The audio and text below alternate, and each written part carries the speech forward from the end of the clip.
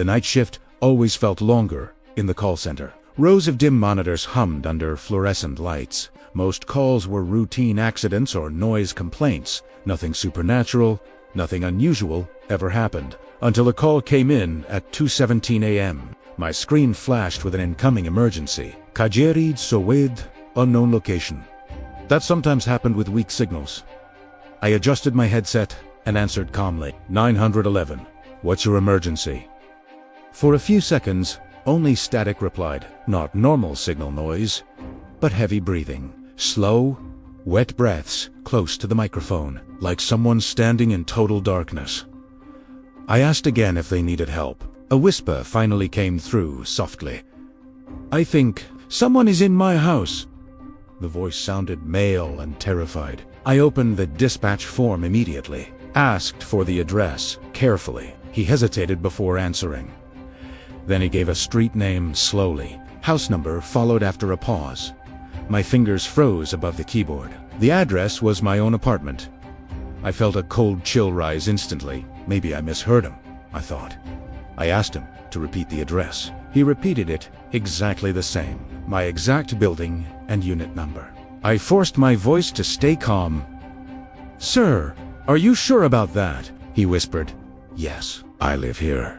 Then he added quietly, and I think he's upstairs. My apartment was upstairs. I lived alone. No roommates, no guests. Just me working the night shift. 30 minutes away from home, I checked the call trace system. Location still showed unknown origin. No GPS lock, no tower match. Dispatch couldn't see his position. Only the voice came through. Where are you now? I asked. He answered in a shaken whisper, hiding in the bedroom closet. My chest tightened suddenly. That was where my closet was. I asked what the intruder looked like. Silence hung for several seconds. Then he spoke very slowly. I don't know yet. I haven't seen his face. A faint creak echoed through the line, like footsteps on wooden stairs. Heavy, slow, deliberate steps, each one louder than the last. Coming closer to his hiding place, the caller started breathing faster. He's coming up now, he whispered. I signaled dispatch silently. They prepared to send officers, but we still had no location. Another step creaked loudly. Then another. Then complete silence returned. Even his breathing stopped briefly. I thought the call dropped. Suddenly he whispered again. He stopped outside the door. My hands trembled slightly. I heard a faint doorknob rattle. Soft, slow movement on the line. The caller whimpered quietly, then whispered something chilling. He knows I'm here. I asked if the door was locked. He answered yes, barely audible. Then a new sound came through, a soft knock on wood. 3 slow taps. Not frantic, not loud, just patient and controlled. Exactly 3 knocks. Then silence again. The caller began crying softly. He's knocking on the closet. My throat went dry instantly. That meant the intruder was already inside the bedroom. I heard the taps again. 3 slow knocks on wood. Closer this time, like right beside the phone. The caller whispered, shaking. He's saying something. I leaned closer to my headset, trying to hear the voice. At first, it sounded distorted, low, and almost playful. Then the words became clear. A second voice spoke softly. Calm, male. Right next to the caller, and it said, "Tell her I'm already here."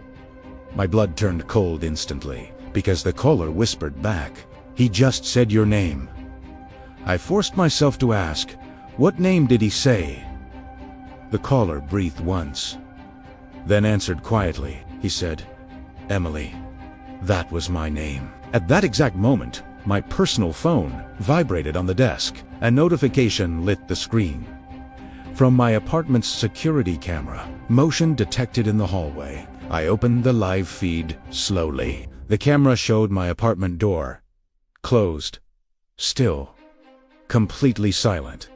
Then the doorknob moved. Very slowly. The doorknob on my camera feed twisted slowly. I stopped breathing at my desk. The caller whispered, "He's inside now." I watched my apartment door open slightly. Darkness waited beyond the gap. I forced myself to speak calmly. "Stay quiet and hidden," I told him. Dispatch was still tracing the call, but the system showed nothing useful, only an empty signal field. On TV Theo. The door creaked wider. No person stepped into view. Just the hallway light flickering weakly. The apartment looked completely empty. Yet the caller gasped in terror. "He's walking across the room." He breathed. I heard faint floor creaks through the call. Slow steps, moving closer and closer, like someone circling the bedroom quietly, then stopping beside the closet. 3 soft taps came again, wood knocking beside the microphone. The caller began to sob quietly. "He's right outside," he whispered. "I can see the shadow." I checked the camera frantically. Still, nothing inside the apartment. Living room empty, kitchen untouched. No visible movement anywhere. "Ask him what he wants," I whispered. The caller swallowed nervously. His voice shook badly. What do you want?" Silence followed immediately. Then a second voice answered calmly. Low, almost amused. "I already told her." The caller whimpered loudly. "He's smiling," he whispered. My skin crawled hearing that, because I still saw no one. The apartment feed stayed empty, but something shifted near the camera. A brief shadow crossed the wall. Dispatch signaled officers en route. They asked me to keep him talking. I asked his name, gently. He hesitated before answering, then said, "Daniel." I checked the building records quickly. No tenant named Daniel existed. Not now, not before. No past emergency reports either. Like he had never lived there. "Daniel, listen carefully," I said. "Police are on the way." He breathed shakily into the phone, then whispered something strange. "They won't see him." A loud creak echoed suddenly. The caller screamed softly. "The closet door is opening." Wood scraping loudly on the line, his breathing turned frantic. I stared at my apartment feed. Bedroom camera still showed nothing. Closet door clearly closed. No movement at all. Yet Daniel was panicking. "He's kneeling down!" Daniel cried. "Right in front of me!" I heard a faint, rustling sound, like fabric brushing the phone. Then Daniel whispered in horror, "He's holding another phone." My stomach dropped instantly. "Another phone?" I asked quietly. Daniel's voice trembled badly. "Yes, it's glowing." "He's dialing someone." At that exact second, my headset beeped sharply. A second incoming emergency call. Same unknown location tag. My console flashed urgently. I answered the new line, 911. "What's your emergency?" For a moment, only breathing. Slow, controlled, familiar breathing. Then a calm, male voice spoke. "Hello, Emily." Every sound around me faded. My hands turned ice cold. I recognized that voice instantly. It was the same one Daniel heard in the closet. The voice continued softly. "You shouldn't watch the cameras." I glanced at the screen in fear. The apartment feed flickered briefly. Then the bedroom camera turned black. Back on the first line, Daniel screamed loudly. "He's opening the closet!" Loud scraping echoed through both calls. Something heavy falling nearby. On the second line, the calm voice whispered closer. "Listen carefully. You can still stop this. Just go home." I felt frozen in place. "Why?" I whispered faintly. The voice almost chuckled softly. "Because I'm not there yet." A cold pause followed. "Right now. I'm standing behind you." I spun around instantly. The call center stretched silent. Rows of operators still working, fluorescent lights buzzing overhead. No one directly behind my chair, but my chair was still warm, like someone had just leaned close. My phone vibrated again suddenly. New security alert notification. Front door camera activated. I looked down slowly. The live feed showed the hallway. And this time, a tall figure stood at my apartment door, perfectly still, facing the camera. Its hand slowly lifted and knocked 3 times. Someone already answered. The figure on my camera didn't move. It just stood at my apartment door, head slightly tilted toward the lens. Like it knew I was watching, my chest felt painfully tight. On the first call, Daniel sobbed loudly. He opened it, he whispered. Wood creaked slowly on the line. I heard heavy breathing nearby. Then Daniel suddenly went silent. "Daniel?" I asked quickly. No response came back, only a faint dragging sound, like shoes scraping the floor. Then the line filled with static. On the second call, the calm voice returned softly. "You're running out of time." Its tone sounded almost friendly. That apartment shouldn't be empty. I forced myself to speak.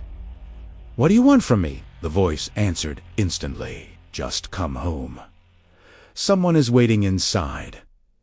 My dispatch supervisor approached quietly. She noticed my frozen posture, asked if everything was okay. I tried to answer normally, but my throat barely worked. Behind her, across the room, I noticed something strange. One empty workstation flickered faintly. The monitor turned on by itself, headset swinging gently on the chair. A new emergency line activated there. Speaker volume suddenly loud, and through the open headset, I heard a familiar, terrified voice. It was Daniel again. But he sounded closer now, not through my headset. Through the empty desk speakers, crying and whispering desperately. "He's still here. Please help." Everyone nearby heard it. Operators looked around, confused. My supervisor frowned deeply. "Whose call is that?" "Say, Askid." No one had that line assigned. The calm second voice spoke again, this time through both phones and the empty workstation speaker. Layered, echoing, impossible. "Tell them where you live, Emily." My hands shook violently. I muted my microphone briefly, tried to steady my breathing, but the system suddenly unmuted itself. The red light switched back on. Without touching anything, my console opened a report form. Address field auto-filled instantly. My apartment number appeared clearly. Sent automatically to dispatch. My supervisor stared at the screen. "Is that your address?" she asked. I couldn't lie anymore. I nodded slowly. Her face went pale. "We just got a patrol update," she whispered urgently. "Officers are already there." My stomach dropped instantly. "They arrived 2 minutes ago." I grabbed my headset tighter. "Do they see anyone?" I asked. Dispatch radio crackled loudly. An officer's voice answered breathlessly. "Yes." The door was unlocked. The entire call center went silent. "Everyone listening now," the officer continued cautiously. "We're inside the apartment. Lights are on." My heart pounded painfully. "What do you see?" I whispered. Static filled the radio briefly. Then the officer spoke again. "There's someone here." Cold fear washed over me. "Who?" I asked faintly. The officer hesitated a moment, then answered slowly. "A woman in the bedroom." My vision blurred slightly. "What is she doing?" I asked. Radio hissed softly again. The officer replied quietly. "She's sitting at a desk." Another officer spoke suddenly. "There's a headset on her?" My hands went numb instantly. My supervisor stared at me. No one in the room moved. The radio finished the sentence. "She's talking on the phone." At that exact moment, my own headset filled with breathing. Slow, calm, familiar breathing. Then a whisper spoke softly, right inside my ear. "See, you made it home." Every screen on my desk flickered. The apartment camera turned on again, now showing the bedroom clearly. And sitting at my desk was me. Same clothes, same headset, same terrified expression. Looking straight into the camera, mouth moving silently. The version of me on screen slowly lifted her hand and knocked 3 times on the desk beside her. Exactly the same rhythm. Back in the call center, I heard that same knocking, not from the headset. From underneath my own desk, 3 slow taps. Then, a quiet voice below whispered, "Switch places." The operator never leaves. The tapping under my desk stopped suddenly. The silence felt painfully heavy. Everyone in the call center stared at me. My supervisor whispered my name softly, but I couldn't answer her. On my monitor, the apartment camera stayed live. The other me sat perfectly still, head tilted slightly toward the screen, watching me without blinking. Her lips moved slowly. Though no sound came through, I read the words anyway. Clear and deliberate. You were always scheduled. My headset hissed loudly. The calm voice returned again, closer than ever before. Almost inside my skull. Night shift never ends. I ripped the headset halfway off, but the sound stayed anyway. Like it came from everywhere. From the monitors, from the floor beneath me. Dispatch radio crackled suddenly. Officer still inside my apartment. Ma'am, something's wrong here. His voice sounded tense now. The woman isn't responding. I leaned forward, shaking. What do you mean? Static burst briefly. Then the officer answered quietly. She's not breathing. My heart seemed to stop. The entire room froze silent. She's cold, he added softly, like she's been here hours. My supervisor grabbed my arm. That's impossible, she whispered. You've been here all night. But my monitor changed again. Apartment bedroom zooming closer, showing the desk clearly. The other me sat, slumped slightly. Headset still on her ears. Alice half-open skin, pale and still. Completely lifeless. Yet slowly, her hand lifted again, knuckles tapping the desk softly. 3 slow knocks. Exactly the same sound. Under my real desk, something knocked back instantly. 3 taps answering hers. My chair vibrated faintly, like something pushed upward. I jumped back in terror. The floor panel creaked open slightly, darkness showing in the gap. Cold air rising from below, and a hand reached up slowly. It was my hand. Same sleeve, same watch, same trembling fingers, reaching toward me silently, inviting me downward. The calm voice whispered again. Every operator gets replaced. Every call must be answered. You already took the first one. Now take your seat. My supervisor tried pulling me away, but the chair wouldn't move.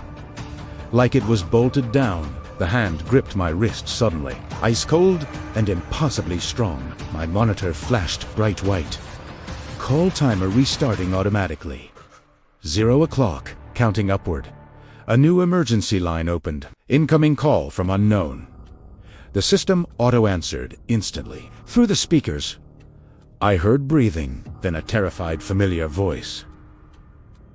Shaking. Despérate.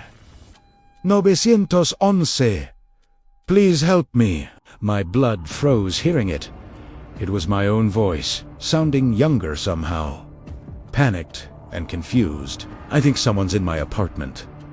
The calm whisper spoke last, right beside my ear again. Go on, Emily. Answer the caller. That's your job now. My body moved by itself.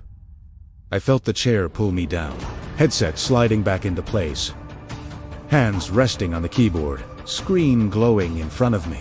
Across the room, no one reacted anymore. Operators worked normally, like nothing strange happened, like I had always been there. My supervisor walked past calmly, didn't even look at me, didn't touch my shoulder. Didn't they say my name, like she couldn't see me now? Only the call remained, my own terrified voice crying, begging for help in the dark, exactly like Daniel had earlier. Waiting for the operator. I swallowed slowly, forced the words out. Same script as always. Same calm professional tone. 911. What's your emergency? From the apartment feed, I saw my front door move. Handle turning slowly, opening into darkness again. And someone stepped inside. The camera glitched once, but I saw enough. It was another woman, holding a ringing phone tightly, looking straight toward the bedroom, toward the desk, toward the seat, toward or the next operator would soon be waiting. Right after her call connected, my headset filled with static. Then the whisper returned softly. Satisfied? Patient? Final? Good, it said quietly. Operator replaced. And my call timer kept counting.